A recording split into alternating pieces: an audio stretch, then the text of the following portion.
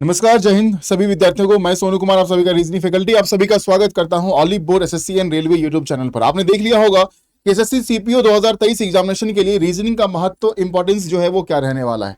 सभी सब्जेक्ट एक अहम भूमिका निभाती है हर एक परीक्षा की, अगर हम बात करते हैं तो। और यहां पर हम बात कर रहे हैं एसएससी सीपीओ एग्जामिनेशन 2023, यानी कि जो पेपर 1 आपका होगा, जिसमें कि 4 सब्जेक्ट आएंगे, उस 4 में से एक आपका रीजनिंग रहने वाला है।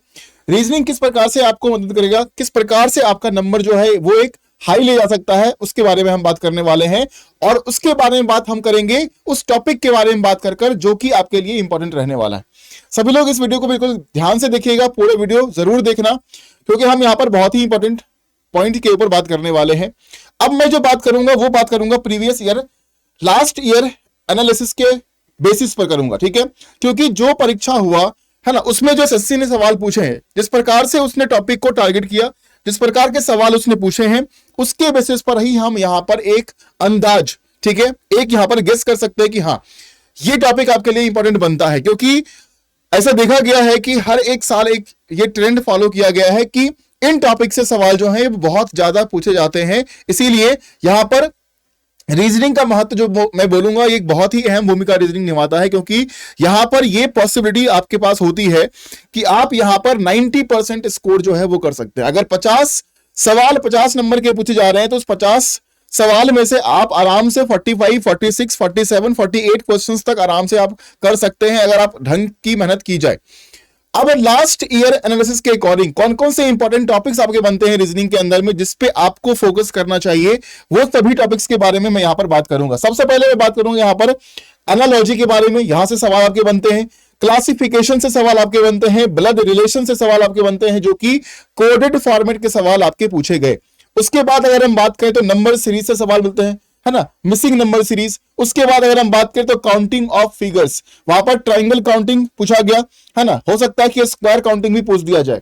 उसके बाद बात करेंगे हम मिरर इमेज, वाटर इमेज से सवाल नहीं देखने के मिलता है, लेकिन हाँ, मिरर इमेज से सवाल जो है वो देखने के लिए मिला था। उसके बाद अगर हम बात करें तो यहां पर डायरेक्शन एंड डिस्टेंस से सवाल रहेंगे आपके, जिसमें कि डिस्टेंस जो है वो पूछा जाएगा, जैसे कि शॉर्टेस्ट डिस्टेंस के ऊपर सवाल आपके पूछे जाते हैं। सिलोजिज्म से सवाल रहेगा, स्टेटमेंट कंक्लूजन से सवाल रहेगा, सिटिंग अरेंजमेंट से सवाल रहेगा, सर्कुलर हो गया, लीनियर हो गया, पैरेलल लो हो गया, इस तरीके के सवाल आपके पूछे जाते हैं। अल्फाबेट और डिक्शनरी के ऊपर आपके सवाल रहेंगे, पेपर फोल्डिंग एंड कटिंग के ऊपर सवाल रहेगा, है ना, क्यूब एंड डाइस के ऊपर सवाल रहेगा, कैलेंडर के ऊपर सवाल रहेगा, और वेन डायग्राम के ऊपर सवाल रहेगा। ये 14 टॉपिक, 14 टॉपिक्स मैंने आपको बताए हैं, और ये 14 टॉपिक ऐसे हैं जहां से करीबन 90%, है ना, 80 to 90% आपके टॉपिक्स जो हैं, क्वेश्चंस जो हैं वो कवर किए जाते हैं। किसी शिफ्ट में हो सकता है कि किसी एक टॉपिक से पूछा जाए, है ना, और उससे अगले शिफ्ट में ना पूछा जाए, ये इस बात की संभावना पूरी बनती है। तो इस बात को दिमाग में रखिएगा। ऐसा नहीं है कि अगर 14 टॉपिक्स मैंने यहां पर रखे हैं, most important topics, most important topics, तो अगर मैंने बताया आपको तो सारे के सारे एक ही शिफ्ट में पूछ दिए जाएंगे। हाँ, संभावना है कि जरूर पूछ दिया जाएगा, लेकिन हाँ, कभी चेंजेस होते हैं कि मान लो कि यहां पर सवाल जो है पेपर फोल्डिंग से एक में पूछा गया, दूसरे में एम्बेडेड फिगर से पूछ दिया गया, है ना, या फिर मिरर इमेज से पूछ दिया गया, तो ये थोड़ा सा वेरिएशंस जो है वो आपको देखने के लिए मिलेगा, लेकिन वो फिगर वाले सवाल में मिलेगा।